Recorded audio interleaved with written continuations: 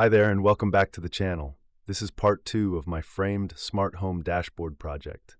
In the first video, I built the hardware and mounted the dashboard on the wall. In this part, I'll show you the software side, the apps and configuration that make everything work. I'll be using Home Assistant for the dashboard, fully Kiosk to keep the tablet running as a control panel, and eWeLink to manage the Sonoff device. Let's get started.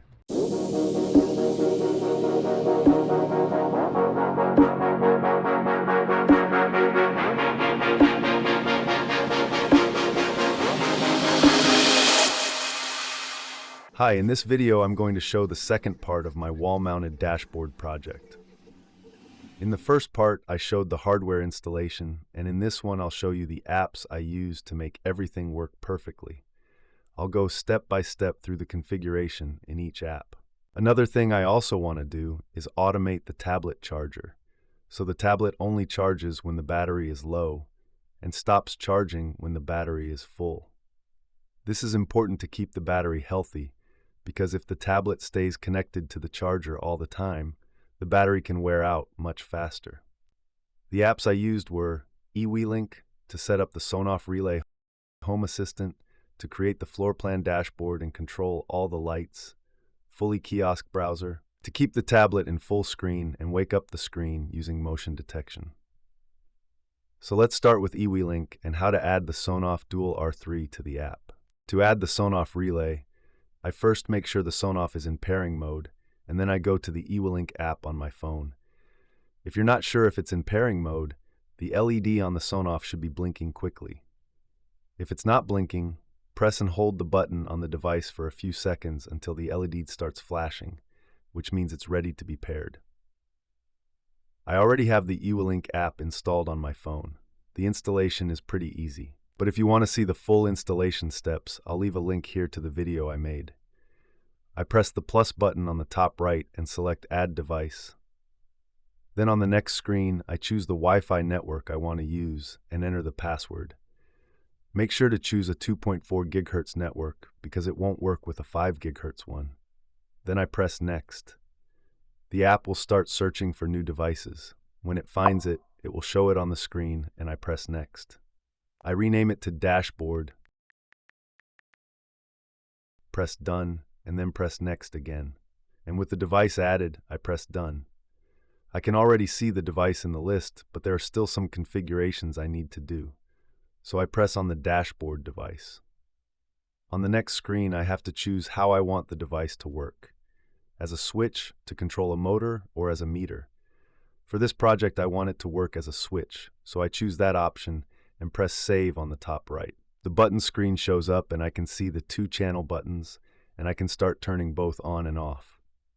Now I want to define how the switch will work, so I go to the menu, the 3 dots on the top right. I scroll down until I find the working mode option and press it. On the next screen I press external trigger mode. I can see the 2 channels again. I'll use channel 2 to control the light and channel 1 will control the tablet charger. So I choose channel 2. I can see the external switch can work in different ways, but because I'm using a momentary switch, I want the light to turn on when I press the switch once and turn off when I press it again. So I choose the pulse option and then press Save. And press Save again. The names are not very intuitive, so I press Name, then channel 1, rename it to Door, and press Save. Then I press channel 2, rename it to Dashboard Charger, and press Save. And the Sonoff is ready to use. That's all I had to do in the eWeLink app. Now let's go to Home Assistant.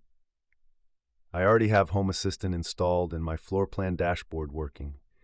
If you want to know how I created it, I'll leave the links in the description below. But there are some new configurations I need to do. Although my main dashboard is the floor plan, I also want to access some of my other views, and because I will remove the header from the screen, I need another way to navigate between views. So I enter Edit mode by clicking the pencil icon on the top right, and then I click Edit on the bottom left. Now I scroll down and open the menu to insert a new icon element. I changed the icon to a remote control because this is the view I want to access from this element. Then I write remote control in the title so I can easily identify which element it is. In the style section, I set its position and scale because I want it to be a little bigger so it's easier to press on the screen. Now, one important part is defining the interaction. I set the hold behavior to nothing. And in the tap behavior, I want it to navigate to the remote control view. So I choose Navigate, and then in the navigation path, I search and select the TV remote view. Now I go back to the list of elements, and I will repeat this step for every view I want to add. So I scroll down and press the duplicate button on the icon I just created. Then I change the icon, the position, and the view I want it to navigate to. I'll speed up this part because it's exactly the same process I showed you before. Okay, now that all the icons are added, I press Save, and here they are. If I press the alarm clock icon, it takes me to the alarm clock view. If I go back and press any of the other icons, they navigate to the correct view. This is the first step I had to do in Home Assistant. Now, as I told before, I don't need the header on the dashboard because I want to maximize the dashboard size as much as possible. And to do that, I need to install an add-on that is available in Hacks. If you don't have Hacks installed, I'll leave a link in the description to a video where I show how to install it. In the search bar, I type Kiosk Mode. Here it is in the results. I press it and it opens the download page, and I can install it by clicking the button in the bottom right. A pop-up will open where you can choose the version you want to install. I'll leave the default one because it's the most recent. Then I click Download. As soon as the download finishes, I need to reload the page for the changes to be applied, so I click the Reload button. Home Assistant reloads, and it's all set. So now let's see what I can do with this add-on. In the browser's URL bar, I add some input parameters that allow me to change how the view looks. To do that, I add a question mark, then the word kiosk, and press Enter. And as you can see with this configuration, the sidebar and the header disappeared. Now if I change it to Hide Sidebar, only the sidebar disappears and the header is still visible. But what I want for this project is to hide the header and keep the sidebar.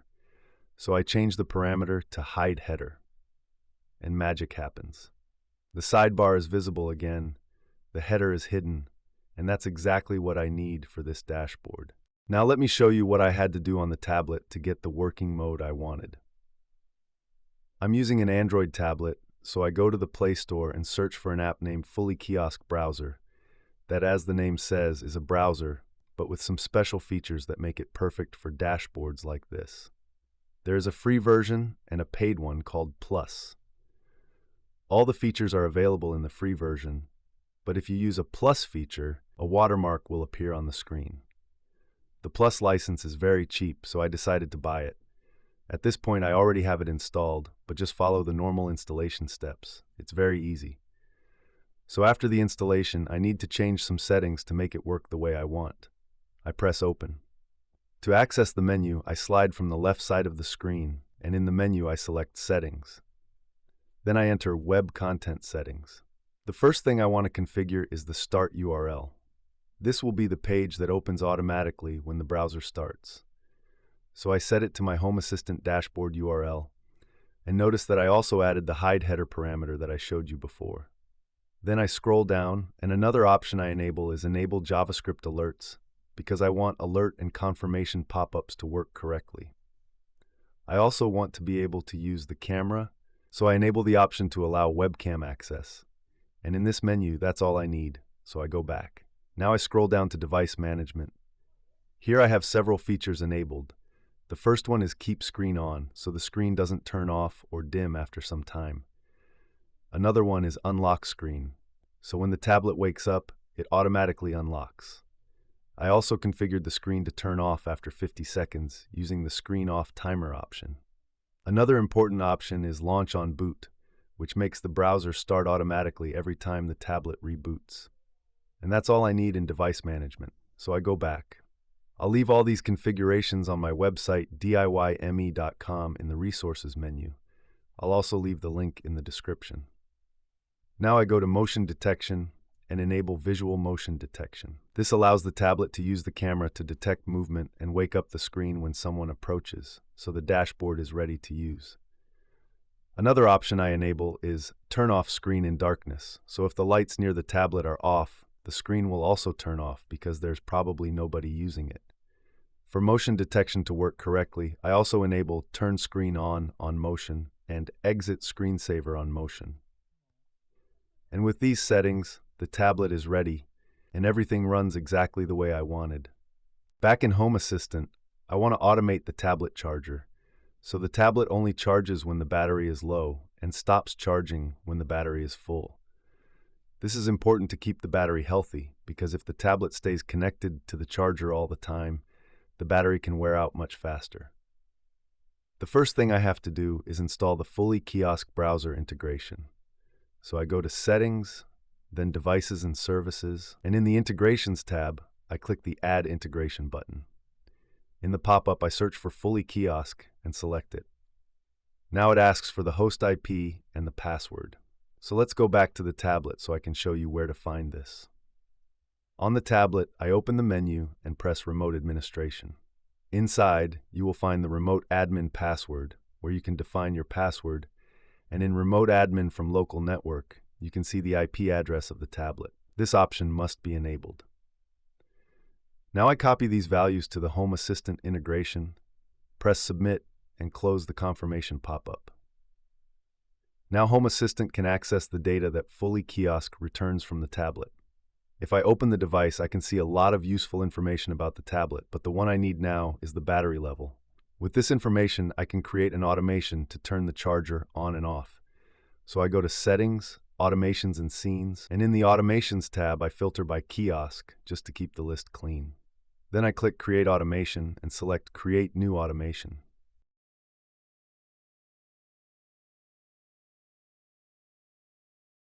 First, I create the automation to turn off the charger. In the trigger, I select Entity, Numeric State, and choose the Sensor Battery Pad Kiosk.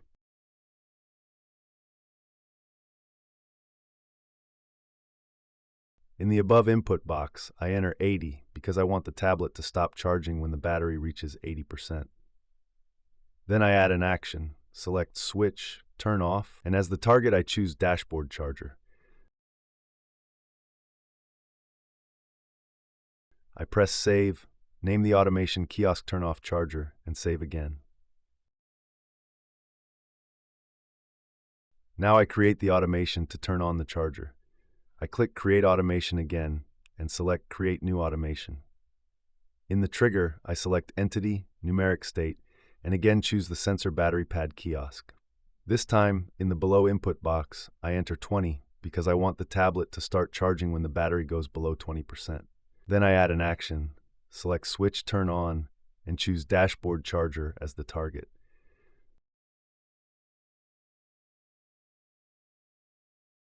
I press Save, name the automation Kiosk Turn On Charger, and save again. And here they are, the automations that will turn the charger on and off automatically when needed.